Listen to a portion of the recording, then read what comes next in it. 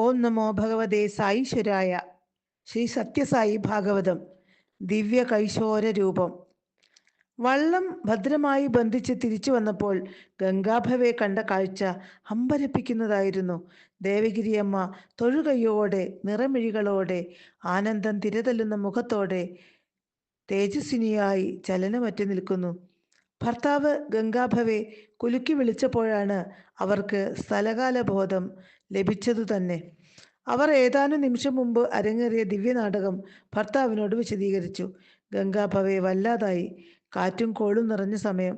താൻ പുറത്തു പോയപ്പോൾ അവർ വല്ലാതെ ഭയപ്പെട്ടിരിക്കാം.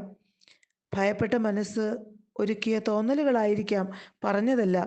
ഗംഗാഭവെ അവരെ ആശ്വസിപ്പിച്ചു. നീ വല്ലാതെ പരിഭ്രമിച്ചിരിക്കുന്നു. സ്വല്പം വിശ്രമിക്കൂ.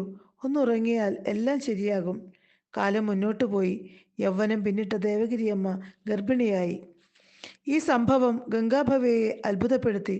ഇത്രയും കാലം വന്ധ്യയായിരുന്ന ദേവഗിരിയമ്മ അമ്മയാകാൻ പോകുന്നു.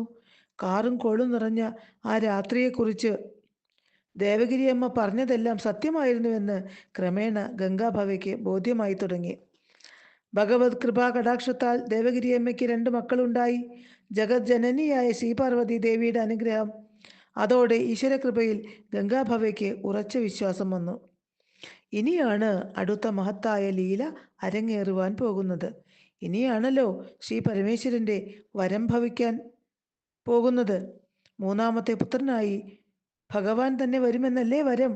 കൈലാസനാഥൻ ലോക ദുരിത നിവാരണത്തിനായി ഗോദാവരി തീരത്ത് അവതാരം ചെയ്ത മഹനീയ ലീലയാണിനി. ഭഗവാൻ തിരഞ്ഞെടുത്ത മാതാവിലും പിതാവിലും പരിവർത്തനങ്ങൾ ഉണ്ടായി തുടങ്ങി. ദേവഗിരിയമ്മ 3ാമതും ഗർഭിണിയായി. ശൈവകല ഉദരത്തിലേറി അതിതേജസ്വിനിയായി ദേവഗിരിയമ്മ. അതോടെ ഗംഗാഭവയിൽ വിരക്തി അങ്കുരിച്ചു. ലൗകിക ജീവിതത്തിൻ്റെ നിസ്സാരത അറിഞ്ഞു കഴിഞ്ഞാൽ പിന്നെ എങ്ങനെയാണ് ഈ ലോകത്തിന് ഒരുവനെ മോഹിപ്പിക്കാനാകുക? മനുഷ്യജന്മം കൊണ്ട് നേടേണ്ടത് നേടണം. ഇനി കാലം ഒട്ടും കളയാനില്ല. ഗംഗാഭവെ ഉറച്ച തീരുമാനമെടുത്തു. ഞാൻ ഈ ലോകം ഉപേക്ഷിക്കുന്നു. എനിക്ക് ഈശ്വരനെ വേണം. അവിടുത്തെ സാക്ഷാത്കരിക്കണം. ഞാൻ യാത്രയാകുന്നു. ഭർത്തൃവചനം കേട്ട് ഒട്ടൊന്ന് പരിഭ്രമിച്ച ദേവഗിരിയമ്മ ചോദിച്ചു. മഹാദേവൻ സ്വയമേവ പുത്രനായി പിറക്കാമെന്ന് അരുളിയിട്ടുണ്ടല്ലോ. പിന്നെന്തിന് ഈശ്വരനെ തേടിയൊരു യാത്ര? വൈരാഗ്യം ലഭിച്ച ഗംഗാഭവെ പറഞ്ഞു. നോക്കൂ, കൈലാസനാഥൻ മുഖം മൂടി അണിഞ്ഞാണ്, അതായത് മാനുഷഭാവം സ്വീകരിച്ചാണ് ഇവിടെ വരിക. എനിക്ക് അത്തരമൊരു ദർശനം പോരാ. ഞാൻ അതിൽ തൃപ്തനാകില്ല. എനിക്ക് ഭഗവാനെ നേരിട്ട് അറിയണം, സാക്ഷാത്കരിക്കണം. അതിനാൽ എനിക്ക് പോയേ തീരൂ. ദേവഗിരിയമ്മ വല്ലാതായി. ഒരു വശത്ത് പറക്കമുറ്റാത്ത 2 കുട്ടികൾ, മാത്രമല്ല താൻ ഗർഭിണിയും. മറുവശത്താകട്ടെ അഗ്നിസാക്ഷിയായി തന്നെ സ്വീകരിച്ച ഭർത്താവും. അമ്മയുടെയും ഭാര്യയുടെയും കടമകൾക്കിടയിൽ ദേവഗിരിയമ്മ വീർപ്പുമുട്ടി. ഒടുവിൽ ഭാര്യാധർമ്മം തന്നെ വിജയിച്ചു. ഗർഭിണിയായ ദേവഗിരിയമ്മ തൻ്റെ 2 അരിമക്കുഞ്ഞുങ്ങളെ മാതൃഗൃഹത്തിലാക്കി പതിയുടെ പാദങ്ങൾ പിന്തുടർന്നു.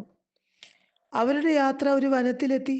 അവിടെ വെച്ച് ദേവഗിരിയമ്മയ്ക്ക് പ്രസവവേദന തുടങ്ങി. വനവീഥി സൂതിഗേഹമായി മാറി. പക്ഷേ ഗംഗാഭവെ യാത്ര തുടരാനുള്ള ഭാവത്തിൽ തന്നെയായിരുന്നു. ദേവഗിരിയമ്മ വല്ലാതായി. ഈ അവസ്ഥയിൽ ഞാൻ എങ്ങനെ യാത്ര ചെയ്യും? ഏതു നിമിഷവും പ്രസവം നടക്കാം.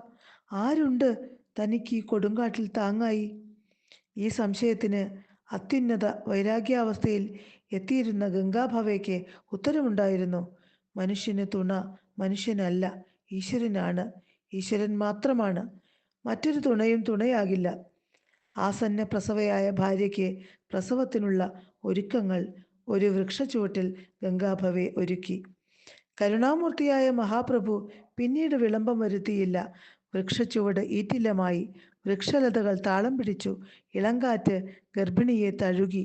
വനദേവതകൾ അദൃശ്യകരങ്ങളാൽ ഗർഭിണിയെ തലോടി. പുറത്ത് പ്രാർത്ഥനയോടെ ഗംഗാഭവെ കാത്തുനിന്നു.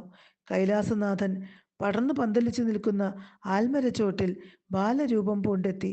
കുഞ്ഞിൻ്റെ കരച്ചിൽ കേട്ട് ഗംഗാഭവെ ഭാര്യാസമീപം ചെന്നു.